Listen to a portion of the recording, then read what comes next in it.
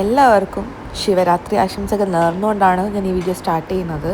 ശിവരാത്രി കഴിഞ്ഞിട്ടാണ് ഞാൻ ഈ വീഡിയോ പോസ്റ്റ് ചെയ്യണത്.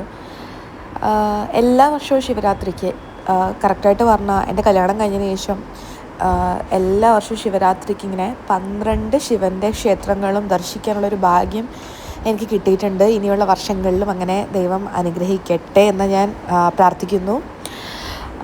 ശിവാലയം പറയുന്ന എക്സാക്റ്റ് ആ 12 അമ്പലങ്ങളല്ല എങ്കിൽ കൂടിയും എന്നെക്കൊണ്ടാകുന്ന രീതിയിൽ 12 അമ്പലങ്ങൾ വിസിറ്റ് ചെയ്യാൻ ഞാൻ ശ്രമിക്കാറുണ്ട്. സോ ഇത്തവണയും ഞങ്ങൾ ശിവരാത്രിക്ക് അങ്ങനെ സ്റ്റാർട്ട് ചെയ്തത് നമ്മുടെ ആഴിമല ക്ഷേത്രത്തിൽ നിന്നാണ് കേട്ടോ. അത് കഴിഞ്ഞ് ആ വഴി നമ്മുടെ ട്രിവാൻഡ്രം സ്ഥലം ഉള്ള 12 അമ്പലങ്ങൾ ഞാൻ രാത്രിയോടുകൂടി കവർ ചെയ്തു. ഇത് നമ്മുടെ ശ്രീകാര്യത്തുള്ള ഇളംകുളം മഹാദേവ ക്ഷേത്രമാണ്. ഇവിടെ വന്നപ്പോൾ എനിക്ക് വളരെ ഇഷ്ടപ്പെട്ടു. കുറേ ഗോക്കളും കുട്ടിക്കാളകളൊക്കെ ഉള്ള നല്ലൊരു ഗോശാലയായിരുന്നു. അതെനിക്ക് ഭയങ്കര ഒരു ബ്ലെസ്ഡ് ഫീലിംഗ് ഇത് കണ്ടപ്പോൾ. എനിക്കറിയില്ല, എനിക്ക് അവിടെ തന്നെ ടൈം സ്പെൻഡ് ചെയ്യണമെന്ന് തോന്നി. പക്ഷേ നമുക്ക് അടുത്തടുത്ത് അമ്പലങ്ങൾ ഉള്ളത് കൊണ്ട്, ദർശനം ഉള്ളത് കൊണ്ട് കുറച്ച് നേരമേ സ്പെൻഡ് ചെയ്യാൻ പറ്റുള്ളൂ.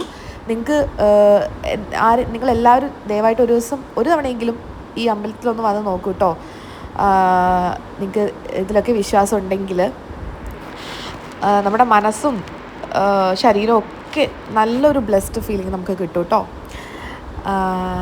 കൂട്ടത്തിൽ ഇവനാണെന്ന് തോന്നുന്നു കുറച്ചൊക്കെ എൻഗേജ്മെൻറ്റ്. അപ്പോൾ ആ ദർശനമൊക്കെ കഴിഞ്ഞിട്ട് എൻ്റെ ഹസ്ബൻഡിൻ്റെ വീടിൻ്റെ അടുത്തൊരു അമ്പലമുണ്ട്, ശിവക്ഷേത്രം. അവിടെയും പോയി നമുക്കവിടെ രാത്രി കുറച്ച് പൂജയൊക്കെ ഉണ്ടായിരുന്നു.